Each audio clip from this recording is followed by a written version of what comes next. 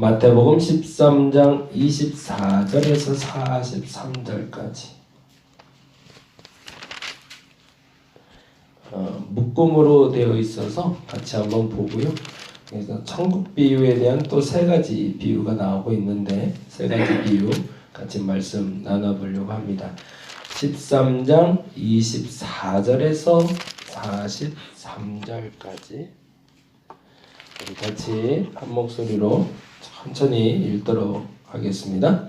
예수께서 그들 앞에 또 비유를 들어 이르시되 천국은 좋은 씨를 제 밭에 뿌린 사람과 같으니 사람들이 잘 때에 그 원수가 와서 곡식 가운데 가라지를 덧뿌리고 갔더니 싹이 나고 결실할 때에 가라지도 보이거늘 집주인의 종들이 와서 말하되 주여 밭에 좋은 씨를 뿌리지 아니하였나이까? 그런데 가라지가 어디서 생겼나이까? 주인이 이르되 원수가 이렇게 하였구나. 종들이 말하되 그러면 우리가 가서 이것을 뽑기를 원하시나이까? 주인이 이르되 가만두라. 가라지를 뽑다가 곡식까지 뽑을까 염려하노라. 둘 다 추수 때까지 함께 자라게 두라. 추수 때에 내가 추수꾼들에게 말하기를 가라지는 먼저 거두어 불사르게 단으로 묶고 곡식은 모아 내 곡간에 넣으라 하리라. 또 비유를 들어 이르시되 천국은 마치 사람이 자기 밭에 갖다 심은 겨자씨 하나를 같으니 이는 모든 씨보다 작은 것 이로되 자란 후에는 풀보다 커서 나무가 되매 공중의 새들이 와서 그 가지에 깃들이느니라. 또 비유로 말씀하시되 천국은 마치 여자가 가루 서말 속에 갖다 넣어 전부 부풀게 한 누룩과 같으니라. 예수께서 이 모든 것을 무리에게 비유로 말씀하시고 비유가 아니면 아무것도 말씀하지 아니하셨으니 이는 선지자를 통하여 말씀하신 바 내가 입을 열어 비유로 말하고 창세부터 감추인 것들을 드러내리라 함을 이루려 하심이라. 이에 예수께서 무리를 떠나사 집에 들어가시니 제자들이 나와 이르되 밭의 가라지의 비유를 우리에게 설명하여 주소서. 대답하여 이르시되 좋은 씨를 뿌리는 이는 인자요 밭은 세상이요 좋은 씨는 천국의 아들들이요 가라지는 악한 자의 아들들이요 가라지를 뿌린 원수는 마귀요 추수 때는 세상 끝이요 추수꾼은 천사들이니 그런즉 가라지를 거두어 자른 것 같이 끝에도 그러하리라. 인자가 그 천사들을 보내리니 그들이 그 나라에서 모든 넘어지게 하는 것과 또 불법을 행하는 자들을 거두어내어 풀무불에 던져 넣으리니 거기서 울며 이를 갈게 되리라. 그때에 의인들은 자기 아버지 나라에서 해와 같이 빛나리라. 귀 있는 자는 들으라. 아멘. 세 가지 비유가 나오고 있는데요. 첫째는 24절부터 30절까지 나오는 가라지의 비유라고 되어 있는 비유인데 이 가라지 비유는 36절에서 43절에 해석이 되어 있고요. 31절에서 33절까지 나오는 두 가지의 비유는 해석이 되어 있질 않네요. 왜 그랬을까요? 왜 31절에서 24절에서 30절까지의 비유에 대해서는 설명을 해주셨고 왜 31절에서 33절까지는 해석을 안 해주셨을까? 사실은 31절에서 33절 말씀은 제자들이 알아들은 거죠. 이건 무슨 말인지 알겠다. 듣기만 해도 알겠으니까 굳이 설명할 필요 없고 근데 34절에서 43절에 해석이 나온 가라지 비유는 긴가 민가 한 거죠. 왜 그랬을까요? 내 안에 내가 가라지가 아닐까라는 불안함 때문이죠. 내 안에서 갈등될 때가 있습니다. 언제 멈추는 게 맞을까요? 사실은 잘 모를 땐 열매가 분명히 질 때 잘라버리시면 됩니다. 그런 갈등 하지 않나요? 50대 50이네. 이걸 먹을까 저걸 먹을까 짜장면 먹을까 짬뽕 먹을까 그건 뭐 죄의 문제는 아니지만 우리 갈등을 해요. 우리 마음속에는 아주 작은 것부터 큰 갈등을 하는데 그 갈등의 요인이 나올 때 언제 잘라내면 좋을까? 결과가 나타날 때 그때 자르면 된다는 겁니다. 너무 걱정하지 말라는 거죠. 그게 오히려 먼저 잘라내게 됐을 때 오히려 알곡을 다치게 할 수 있다. 가 첫 번째 비유에 대한 얘기예요. 어저께 제가 학교를 좀 다녀왔는데 목요일마다 이제 아침부터 학교를 갑니다. 그래서 새벽 예배 끝나고 학교 갔다가 어제 오니까 한 11시쯤 되더라고요. 그래서 하루 종일 어제 하루는 그냥 학교에서 보내고 오는데요. 오전에 수업이 하나가 있고 오후에 수업이 있고 이제 그래도 그냥 하루 정도는 공부를 좀 해야겠다 싶어서 도서관도 기웃, 여기도 기웃, 저기도 기웃 해보고 있는데요. 어제는 그 생각이 딱 들었어요. 오전 강의가 사실은 이제 죄송한 얘기고 솔직한 고백인데 그러지 마시라고 하는 얘기인데 오전 강의는 세상 편한 강의고요. 오후는 조금 공부를 해야 되는 강의예요. 왜냐하면 오전 강의는 제 후배가 가르치는 강의예요. 저보다 한 6살 어린 후배가 교수가 돼서 일찍 와갖고 그래서 이제 오전 9시부터 12시까지 강의를 하고 오후 2시부터는 저희 선배 되는 누님께서 이제 교수님이 돼서 가르치는 강의인데 아무래도 이제 마음이 부담은 그 선배가 가르치는 거에 좀 있죠. 아무래도 또 이제 열심히 해야 될 것 같고 또 선배니까 저한테 이제 하래도 할 수 있고 근데 오전 강의는 이게 거꾸로잖아요. 강의하시는 교수님이 제 눈치를 자꾸 보면서 강의를 해야 되는 상황이 되는데 그게 이제 뭐 일반 대학을 나와서 그냥 이렇게 선후배 연배면 그냥 할 수 있는데 이게 사실은 직계 그러니까 같이 그러니까 대학교를 같이 다녔던 그 선배인데 저희들은 대학 선배는 1, 2년 정도는 굉장히 까다롭잖아요. 1, 2년 선배가 제일 어렵잖아요. 그런데 얼마나 좌불안석일까 생각을 하면서도 내심 제게는 유익이 되는 거라 버릴 수가 없는 카드인 거예요. 그래서 그냥 앉아서 졸아도 뭐라 하지 않고 출석을 안 해도 뭐라 하지 않고 그럼에도 불구하고 점수는 줘야겠고 이런 자리가 사실은 그 자리였겠다는 생각이 들었어요. 여러분 이렇게 수업을 듣고 있는데 저는 세상 마음 편하죠. 사실은 이렇게 앉아있는 자체가 그렇고 그리고 수업 자체도 사실은 평이한 수업을 하고 있으니까 그냥 그러고 듣고 있는데 수업을 마치고 딱 나오는데 마음에 그런 마음이 들더라고요. 너는 시간을 때우러 온 거냐 시간을 채우러 온 거냐 그런 마음을 주세요. 시간을 때우고 있냐 시간을 채우고 있나. 그리고 점심을 먹는데 시간은 채워야지 라는 생각이 들더라고요. 어떻게 온 시간인데 내가 이 시간에 왜 와서 앉아 있는데 그냥 학점 하나 따려고 그냥 건성 넘어가려고 쉬려고 왔으면 차라리 집에서 누워있는 게 낫지. 조금 고되더라도 지금 이 시간은 채워야 되는 시간이 아닌가. 알곡과 가라지가 된다는 것은 그 시간이 채워지는 시간이냐 때우는 시간이냐에 있습니다. 가라지들은요 그 시간을 때우고 가요. 그래서 죄송하지만 열매가 버려지는 겁니다. 왜요? 쓸모없으니까.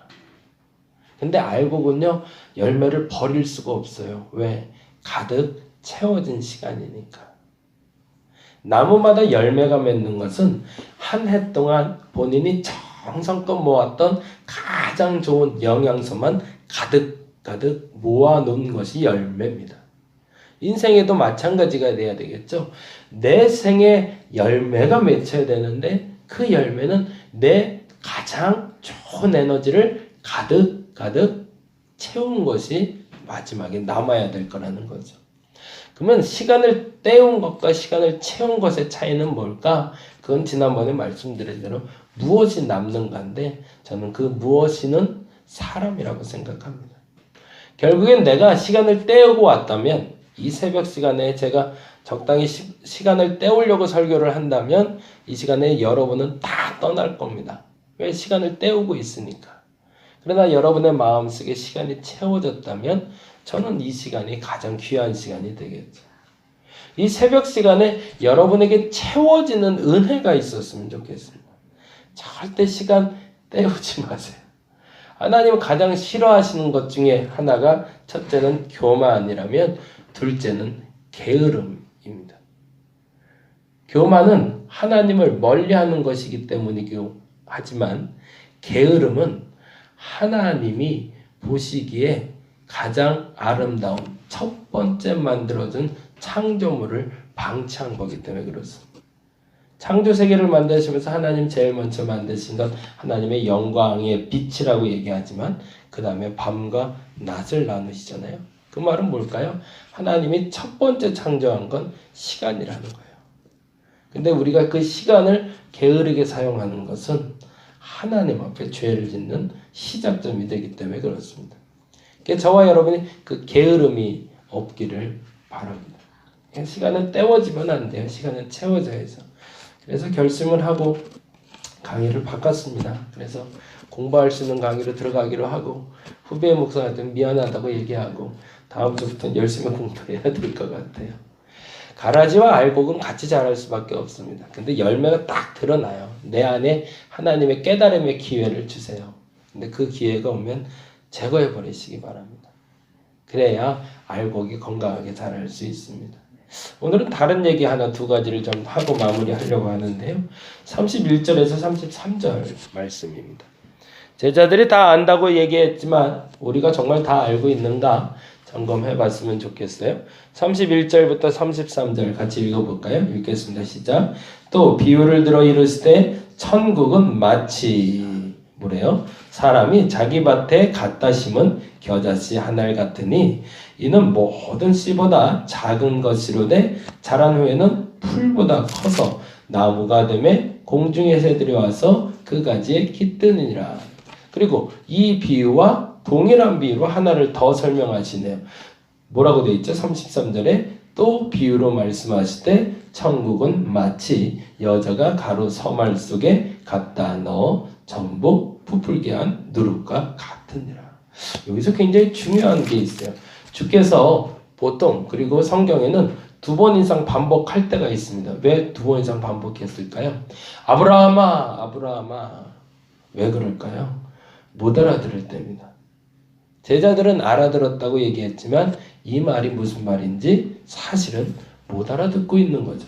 겨자씨만한 믿음이 있으면 그 믿음이 이 산을 들어 저 산으로 가라 할지라도 되리라 라는 말의 의도와 겨자씨 한 알만 있어도 큰 나무가 된다는 말과 누룩 한 말이 어마어마하게 큰 서말이 되는 큰 누룩으로 부풀게 된다는 말의 의미를 자기 의지로 해석을 해낸 거죠.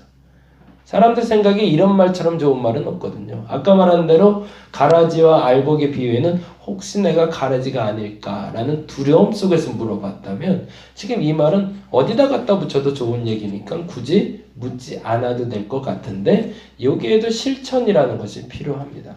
그 말은 뭘까요? 가라지만한 아까 말씀드린 겨자씨만한 믿음만 있다도라는 것은 1%, 2%를 말하는 것이 아닙니다. 이거는 어떤 양을 말하는 것이 아니라 어리고 장성하고의 차이죠. 그건 무슨 말이냐면 우리는 1%의 믿음이 있고 99%의 의심이 있을 때도 역사가 일어나는 것이 아니라는 겁니다. 지난번 화요일 날도 한번 말씀드렸던 것 같은데 믿음은 100%일 때 역사가 나타나는 겁니다. 믿음은 99%고 의심이 1%일 때도 역사는 나타나지 않습니다. 그래서 제가 그날은 그렇게 설명을 드렸는데 겨자씨만한 믿음이 있더라도 이 산을 들어 저 산으로 가라고 해도 가능하지만 겨자씨만한 의심이 있더라도 역사는 나타나지 않습니다. 여러분이 한번 곰곰이 생각을 해보세요. 하나님이 내 삶 속에 움직였을 때는 언제 움직였을까? 한 토시도 의심 없을 때입니다. 잘 될 거야. 근데 정말 가능할까? 이 두 가지 마음이 있을 땐 절대 하나님 역사하지 않습니다. 묘하지만 그것은 1%와 99% 같은 어떤 수적인 개념이 아니라는 얘기입니다. 겨자씨의 개념의 이 믿음은 그 믿음이 어마어마하게 큰 것을 이룰 수 있는 그 믿음은 100%의 믿음을 말합니다. 안 될 거라는 확신이 전혀 없는 상태, 안 될 거라는 의심이 전혀 없는 상태, 그 상태가 돼야 진짜 믿음이라는 거예요. 나는 구원받을 거야 확신하시나요? 아멘 해야 됩니다. 이때는. 내일은 안 될 것 같다. 오늘 저녁에는 나는 구원 못 받을 것 같지만 지금은 구원 받을 것 같다. 그건 100%가 아닙니다. 어떤 상황에도 변하지 않는 것을 믿음이라고 얘기합니다. 근데 그 믿음의 지속성을 우리가 얼마나 가질 수 있을까? 죄송하지만 그렇게 많지 않습니다. 그러면 이 믿음은 뭘까요? 순간적인 믿음이라 할지라도 그 순간에 100%의 신뢰를 가지고 있다면, 그래서 우리는 짧은 3초만 기도해도 그 기도는 응답받을 때가 있습니다. 왜요? 그 3초간에 아주 짧은 시간이지만 온전한 믿음을 갖게 되었을 때 그때는 역사가 나타나는 겁니다. 그런 인물 중에 기가 막히게 우리가 알고 있는 인물은 누굴까요? 혈류병 여인이죠. 그가 그 믿음을 가지고 싶어서 십수년을 기다린 게 아니었습니다. 단지 옷자락 한번 만지는 스치는 믿음이었거든요. 1초도 안 되는 믿음. 그런데 그 믿음은 어떤 믿음이라고 성경은 표현하고 있냐면 그 옷자락이라도 잡으면 나을까 합니다. 나을지 낫지 않을지 모르겠지만 이라고 얘기하지 않습니다. 귀신 들린 아들을 데려온 아버지에게 예수께서는 그렇게 얘기합니다. 당신이 만일 할 수 있거든 내 아들을 고쳐달라고 얘기합니다. 그때 우리가 잘 아는 얘기가 나오죠. 할 수 있거든이 무슨 말이냐? 믿는 자에게 능치 못할 일이 없느니라. 우리는 그래서 그 구절만 외웁니다. 그래서 할 수 없는 일은 없다. 모두 다 가능하다. 아니요. 너희가 할 수 있거든 혹은 할 수 없거든이라는 전제를 가지고 내게 온다면 그것은 믿음의 역사를 가져올 수 없다라는 얘기입니다. 할 수 있거든이 무슨 말이냐? 무조건 되는 거지. 근데 그 무조건이 단지 무식한 믿음을 얘기하는 것이 아니라 전적인 하나님에 대한 신뢰를 얘기한다는 거죠. 그 신뢰를 누룩과 겨자씨로 설명하고 있는 거예요. 여러분의 삶 속에, 내 삶 속에 우리들의 상황이 변하지 않는 이유는 사실은 아직 내 안에 의심이 있기 때문에 그렇습니다. 모든 병이 낫지 않는 이유도 거기에 있습니다. 모든 기적이 나타나지 않는 이유도 거기에 있고, 근데 만일에 여러분 마음속에 그래서 어린아이들의 믿음의 역사가 많아요. 애들은 의심 안 하거든요. 그래서 애들은 순수하게 내 이거 하고 싶어 라고 했을 때 그 기도가 응답될 때가 너무나 빨라요. 근데 어른들은 잘 안 돼요. 초신자들의 믿음의 역사가 많은 이유도 거기에 있습니다. 그냥 믿기 때문에 그래요. 그런데 나이가 들수록 성숙했다는 게 아니라 예수 믿은 지 시간이 오래될수록 의심도 같이 자라기 때문에. 오늘 이 시간에 여러분이 바라는 것이 있다면, 구하는 것이 있다면, 채웠으면 하는 것이 있다면 점검하시기 바랍니다. 1%의 의심만 있어도 안 될 겁니다. 100% 신뢰하신다면 가능합니다. 할 수 있거든요. 무슨 말이냐? 믿는 자에겐 능치 못할 일이 없습니다. 그 일을 이룰 수 있는 저와 여러분이 되시기를 간절히 바랍니다. 기도하겠습니다. 안 되는 게 원래는 없는 겁니다. 원래는 그게 당연한 겁니다. 모든 것이 가능합니다. 충분히 가능합니다. 도대체 안 되는 게 뭐 있습니까? 예수께서 죽은 자도 살리시는데, 죽은 자도 돌아오는 판에 병든 게 낫지 못할 일이 뭐 있으며 내 작은 문제 해결 안 될 이유가 뭐 있습니까? 오직 내 안에 의심이 있기 때문에 불가능한 겁니다. 한 토시만큼이라도 의심이 있다면 그 의심이 가로막아 믿음의 싹은 자라지 않습니다. 그러나 100% 신뢰하는 믿음이 있을 때 그 믿음은 반드시 역사를 가져올 수 있습니다. 묘한 차이고 오묘한 차이지만 아무도 모릅니다. 저 사람의 믿음이 참 믿음인지 거짓 믿음인지는 아무도 판단해 줄 수 없습니다. 오직 나만 알 수 있습니다. 그러나 하나님 내게 그 분명한 믿음을 허락하여 주시옵소서. 100% 신뢰 가능한가? 지속되는 것은 불가능할지 몰라도 순간적으로라도 가능할 수 있습니다. 하나님 그 순간적인 절대 신뢰가 내 안에 나타나게 하여 주시옵소서. 예수 그리스도면 다 가능합니다. 그것이 온전한 나의 믿음의 고백이게 하여 주옵시고, 오늘 내 문제, 내 고민, 내 걱정뿐만 아니라 하나님의 뜻을 향한 내 결단까지도 주께 100% 의탁하게 하여 주옵시고, 그 100%의 믿음이 100%의 열매를 가져오게 하여 주시옵소서. 감사합니다. 고마우신 예수님 이름으로 기도드렸습니다. 다 같이 기도하고 돌아가도록 하겠습니다.